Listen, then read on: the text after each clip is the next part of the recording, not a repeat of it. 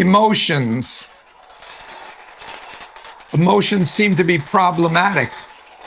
They swirl and they're pretty cool. But what do we do with them?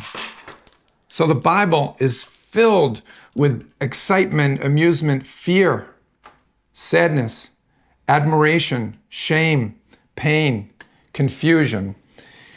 When somebody comes into church, in fact, when you have a whole congregation in your church and they are coming in with a whole context of emotions, expectation, shock, surprise, beauty, entrancement, all kinds of things. They're, gamers. The teenagers are gamers, and their mind is thinking about other things.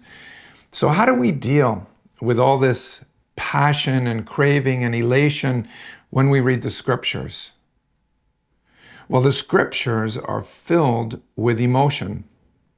And one good way to connect the relevancy of the Word of God is to point out and demonstrate that the people of the scriptures felt things, or we can surmise how they felt, right? We may isolate one particular emotion, fear, and say, look at how Gideon was afraid and how God helped him to become God's mighty warrior in the Old Testament. We cannot ignore emotions. A lot of preachers, they want to ignore emotions. Listen, I don't want to talk about those deep things because it's all relative. But in fact, this is one of our greatest tools to reach the hearers. When I read a text, I say, what emotions are going on in the text? Weeping? I know about weeping.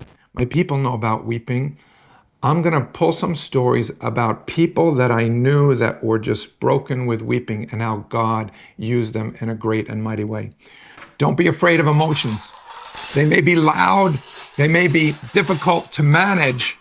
We isolate one and we correlate it with what our people know and have experienced. That's the way Jesus did it.